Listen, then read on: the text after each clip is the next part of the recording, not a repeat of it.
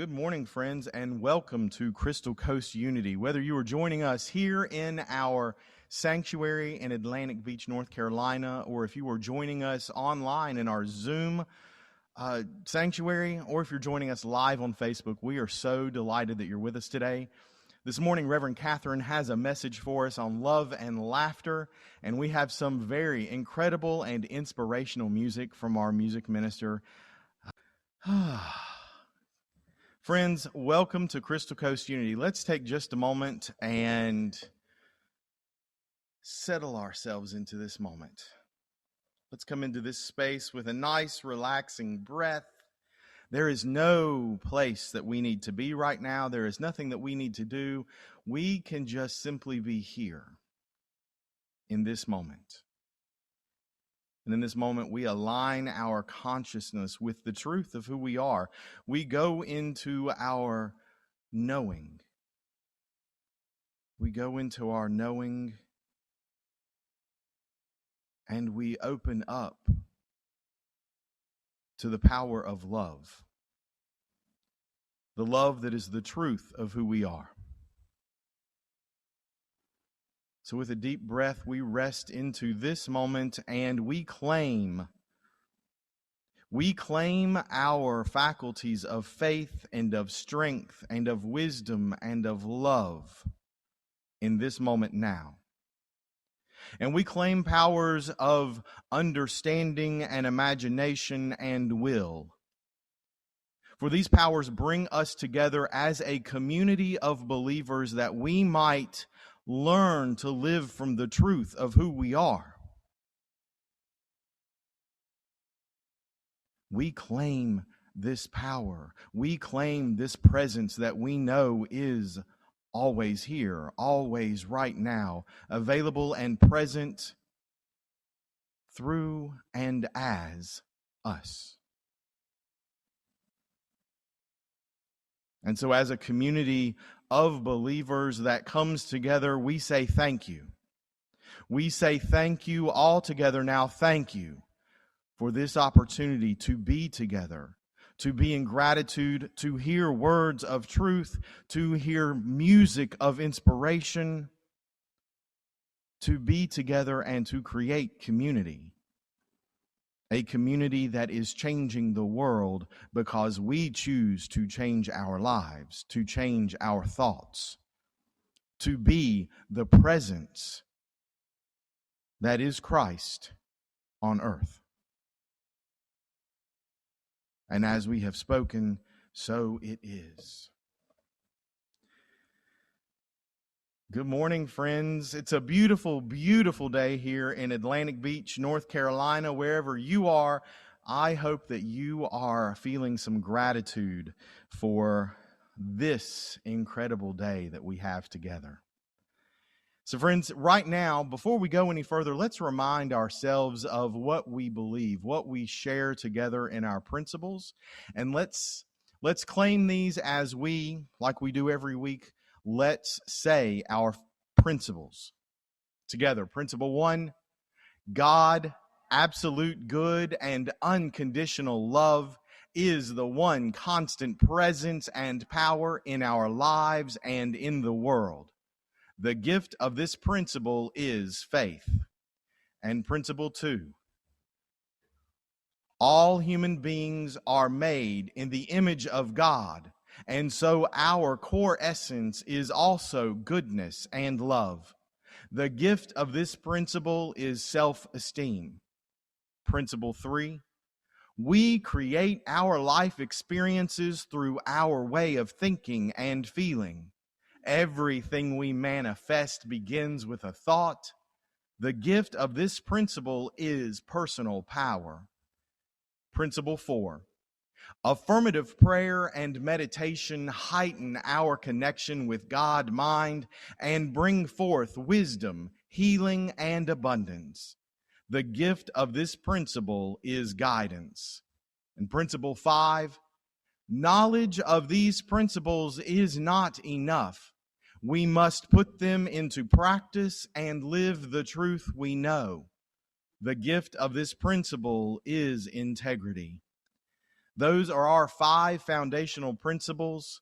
I know that they are included in the email that you received from Reverend Catherine. I invite you to spend time with those principles this week because they make all the difference. They make all the difference. Cindy Bunch, can I invite you to come up now and read our daily word for us?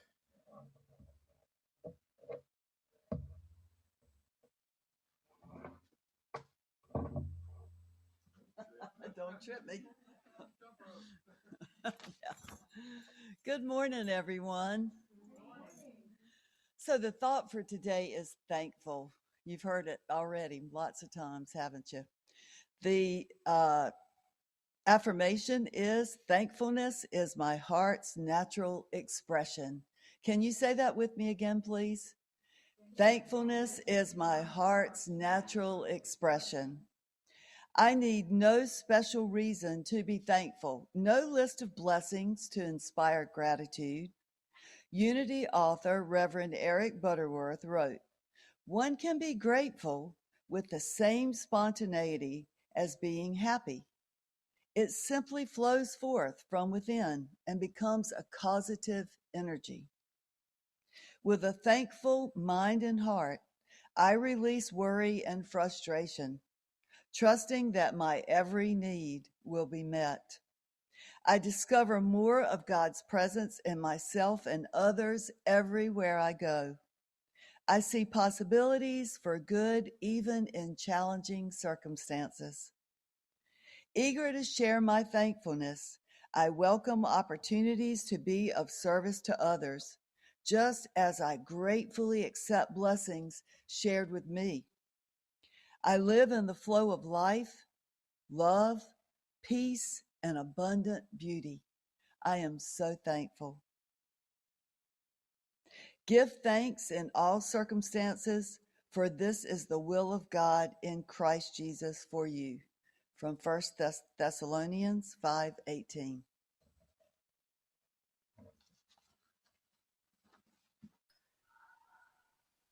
Got it, Deidre. I'm not. We won't. Oh, good morning, everybody. Let's see. I've got a big thing in the middle of my screen. There we go. All right. So this is the last message, it being the end of April, the last message in the series on love. And I want to start out this morning by setting the biblical record straight. Here's what really happened when God created men and women. See, God made Adam and placed him in the Garden of Eden where he was surrounded by all the good things of the earth. But after a little while, God could see that Adam was not completely happy. "What's wrong?" God asked. "I'm lonely," Adam replied. "I need company." "Oh, okay," God said. "I'm going to give you the perfect helpmate. We'll call her woman. Beautiful, intelligent, and gracious. She'll cook and clean for you and never say a cross word." "Sounds great," Adam replied. "But what is she going to cost?" "An arm and a leg, I'm afraid," God said. That's pretty steep, Adam thought. "Excuse me, God, what can I get for a rib?" See, that's where the trouble between men and women really started. Adam was cheap.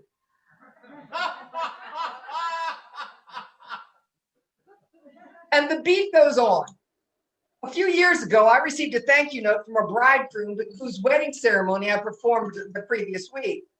"Dear Reverend," he wrote, "I want to thank you for the beautiful way you brought my happiness to conclusion." Did he really mean it that way? Maybe he did. Come to think of it, I overheard the ushers at their wedding asking the guests as they arrived, "Whose side are you on?" And it's not just newlyweds who struggle. Just the other day, I saw this ad in the classifieds. For sale, complete 25-volume set of the Encyclopedia Britannica, never used. Wife already knows everything. Committed partners of every stripe, married or not, gay or straight, seem to have a lot in common. I think, intimacy. If we can't laugh, we're in big trouble. Remember the last time you embarked on a new relationship? All the world looked brighter, and your time together was filled with lightness, laughter, and fun. Your love thrived in that atmosphere, grew and deepened. For some, it even led to a long-term commitment, even marriage. And then the real fun began. Career pressures, money problems, sexual difficulties, personality differences, communication issues. And many were not even satisfied with having this much fun. They decided to have kids and entered into a whole new level of fundraising. At some point, most fall off that pink cloud with a resounding thud. Eventually, those rose-colored glasses become clear, and we begin seeing our partners with excruciating clarity, and it nearly breaks our hearts. What has become of my Prince Charming? When did she get so moody? What happened to the dream, the joy, the romance? This is a crucial crossroad, and every couple gets there sooner or later. This is the point where both begin the work of learning what real love is, or the relationship starts to go sour. If partners do not pay attention at this point, they can begin the lifelong habit of making their relationship a dumping ground for all the stresses of life. Stresses from outside the couple and inside the couple. Carolyn Myss talks about how often people bond through their woundedness. This may be true, but the point is to not wallow in the woundedness. The point is to support each other's growth and healing. We have such a distorted idea of what love is. What if I were to tell you that the things that upset you the most in your partner, children, co-workers, and friends are the very reason you attracted them? Remember the second principle? Human beings are made in the image of God, and so our inherent nature is also goodness and love. This material earth trip we're all on is about bringing that inherent essence into expression. To do so, we're going to have to challenge and ultimately transform the parts of us that get in the way. Some time ago, I realized that this is the true meaning of every mythological hero's journey. You and I don't need relationships with life partners, children, or friends that are dumping grounds.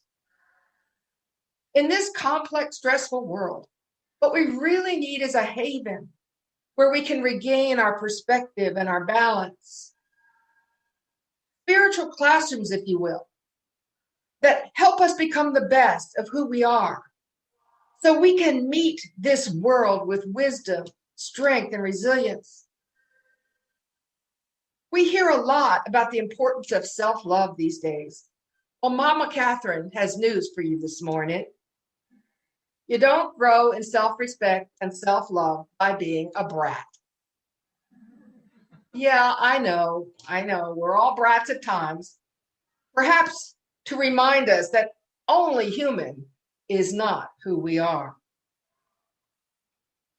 Now, at this point in my life, I'm no Pollyanna.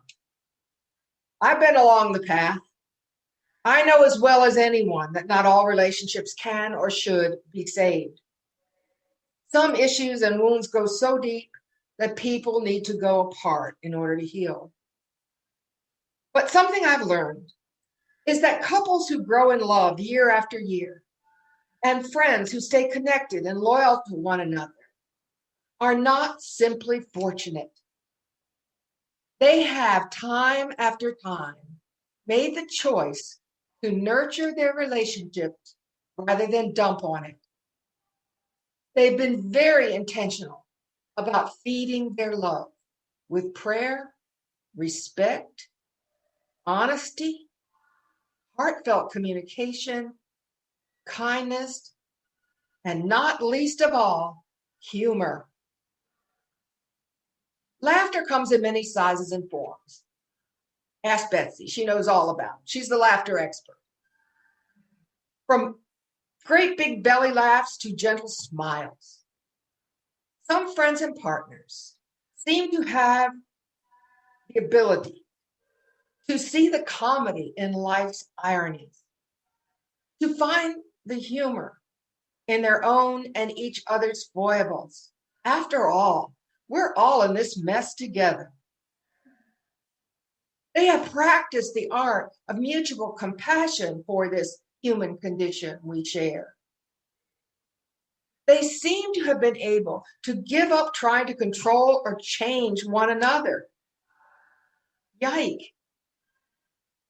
But by doing so, have reclaimed a huge amount of energy used for romance and play and adventure. Look, life's left hooks will always keep coming. But some couples and friends seem to have mastered the art of making molehills out of mountains. Many long-term lovers may even seem kind of wacky at times. You know why? Because they've discovered that a little craziness once in a while prevents brain and heart damage. Did you know that? So what makes us take ourselves so seriously anyhow? Perhaps we're just too smart for our own good. We think we know how things ought to be. I know this is not true of me, only you, but we seem to have an opinion about everything, and we don't hesitate to share it. This is right. This is wrong. This is how my boss ought to behave. This is what husbands or wives are supposed to do. This is what marriage ought to look like. Here's what I have a right to expect from my kids. We analyze and judge one another until the juice is squeezed completely out of our love. When this happens, it's because, at least for the moment, we forgot that the point of the relationship is our own personal growth. They say that men marry women hoping they'll never change, and women marry men hoping they will. Either way, it's a recipe for trouble. It's not easy giving up being so smart in this psychologically astute age. I'm thinking of the story, you probably heard it, about the two eminent psychologists who traveled halfway around the world to ask the Dalai Lama what he thought about their theories on human behavior. When they arrived, he kindly brought them into his garden and poured them tea. Soon, the little teacups were full, but he kept on pouring. As tea overflowed onto the table, one psychologist politely but awkwardly asked, "Your Holiness, the cups can hold no more." The Dalai Lama stopped pouring then and said, "Your minds are like these teacups. You know too much. Empty your minds and come back, and then we'll talk." This powerful lesson came home to me in a far less elegant way through an interaction between my son John and I quite a few years ago, but I've never forgotten it. Soon after arriving at his house, I began my usual thing, asking lots and lots of questions. How was he doing? How was his job going? How are he and Jessica getting along? How are the kids doing? How was his life in general? Looking back, I can see that I was scanning for trouble. I was the MRI of mothers. Perhaps with the right diagnosis, I could fix their problems. I noticed that John was giving me 1 or 2 word answers, but that only made me more intent on my mission. Finally, in a frustrated tone of voice, he said to me, "Mom, can't you just chill out? Don't you know how to just hang out for a while?" Well, I've got to admit, my feelings were kind of hurt. After all, I explained, I'm only trying to show you how much I love you and care about your happiness. And then our eyes locked. Absurdity was revealed. And we both cracked up. Instantly, my hurt was gone and the air cleared. It's true what Betsy has told us. Laughter is the shortest distance between 2 hearts. You know, this was quite a while ago. But in that moment, John's and my relationship was set on new footing. I began to really get it, that my job with my adult children was not to help them fix their lives. What we needed to do in our time together was enjoy each other, laugh and play and share our dreams. John didn't want my knowledge, my life experience. He didn't want my advice. He wanted my friendship. He wanted my heart. I truly believe that's what most couples and friends and parents and kids want from each other. And by the way, these days, the tables are turned. More often than not, I am the one seeking advice from John. Here's the thing. Humor, especially in the midst of relationship tension, is only possible when we're willing to let go of our opinions and expectations, our worries and fears. It's an expression of our mutual willingness to accept life, our circumstances, and each other just as we are. Laughter releases tension and restores balance.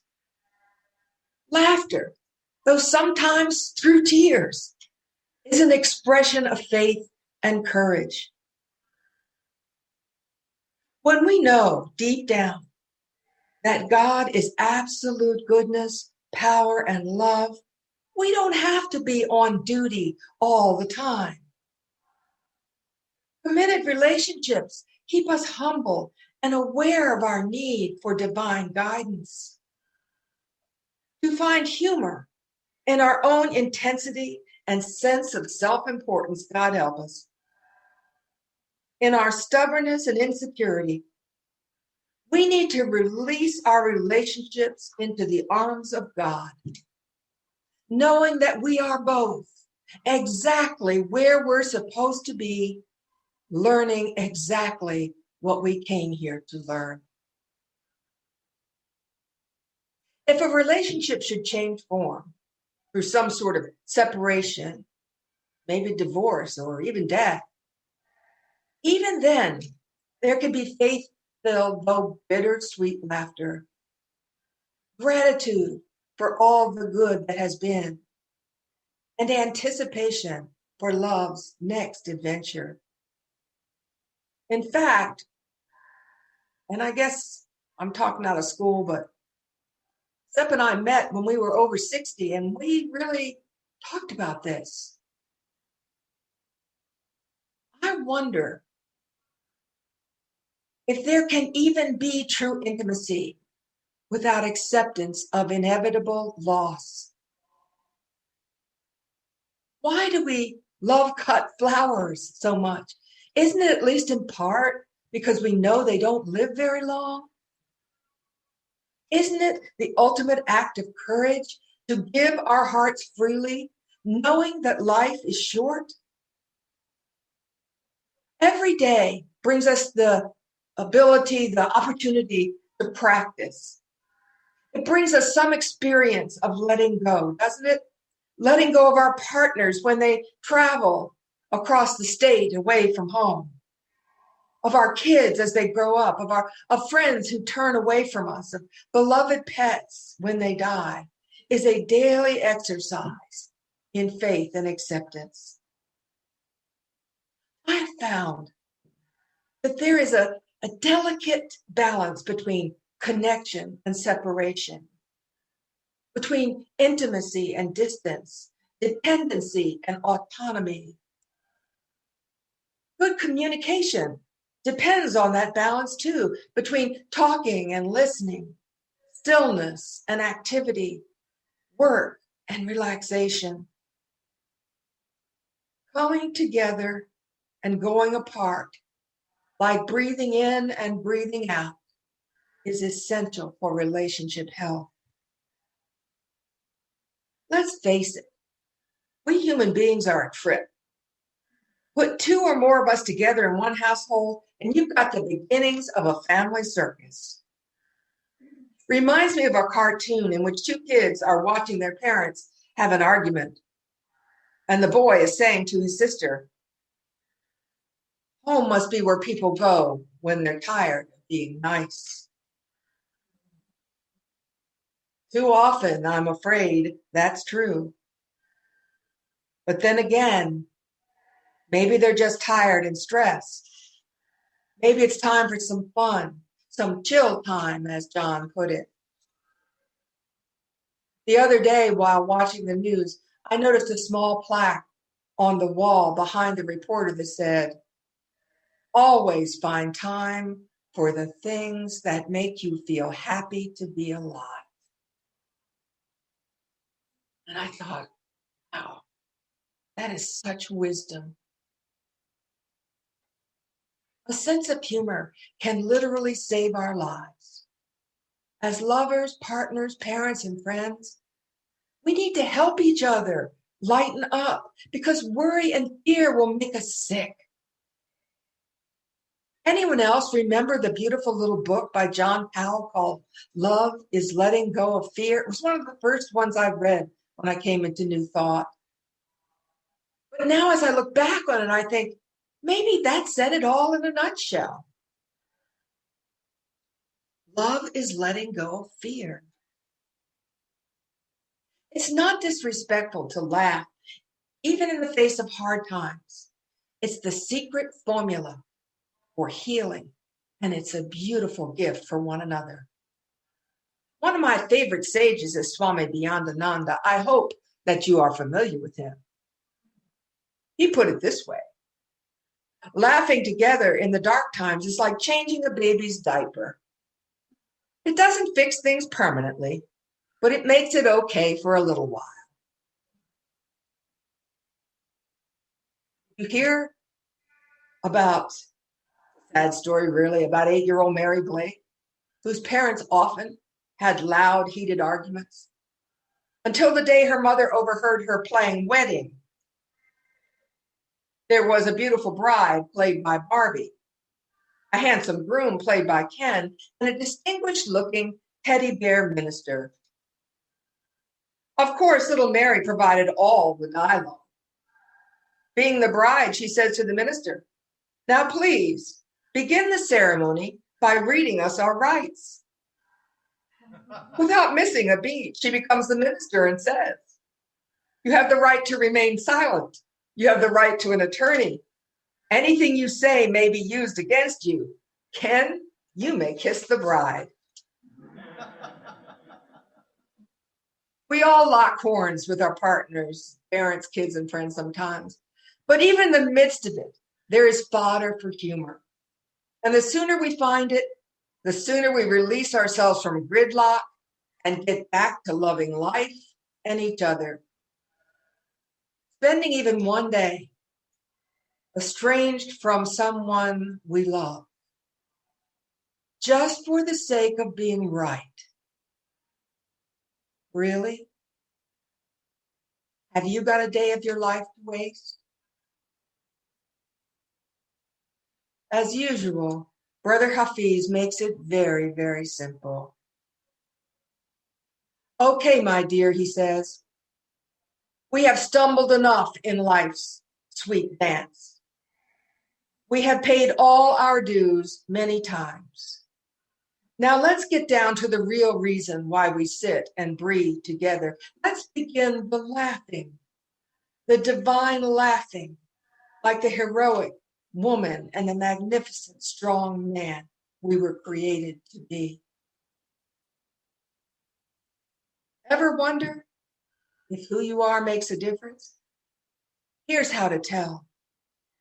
If your partner or friend or child or parent is happier today because of spending time with you, then know this: you have served the world. And now, let's all just take a moment to relax as Dedri is coming toward you. Love said, stay. I said, I will, and became a fountain in the sun's light.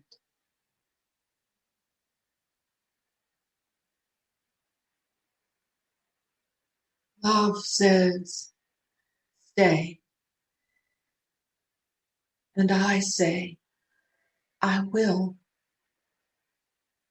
I will be steadfast in love until I can see the sublime generosity that is coming toward me.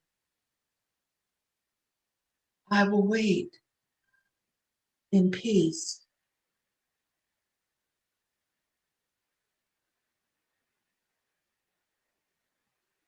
Just for today, let's not worry about having our needs met by another. Instead, let's affirm the truth that God alone is our source and that the universe is constantly providing all that we need to grow and thrive. Let us pray to open so that we can receive all the good that this divine generosity is pouring out to us every minute of every day. As we enter into a time of silence together, let's feel the blessing of this community. And let's know the warmth of our own goodness. Our hearts are full. We know that God life is what's breathing us. And we sense how natural it is to be love, to be peace. So for a moment, let's just sit together in silence, feeling grateful and content to simply be.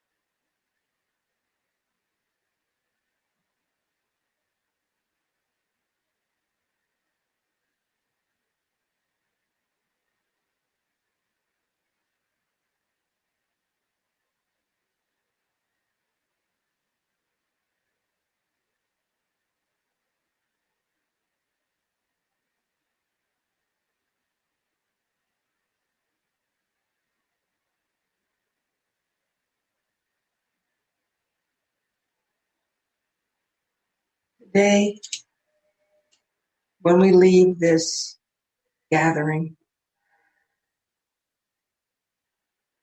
We take our love and our peace with us.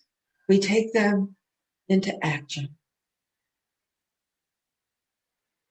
bringing comfort to those who cry out for us, respecting and appreciating our loved ones, cherishing and nurturing the young and the old. For this is the way of the peacemaker. This is who we are. And so it is. Amen.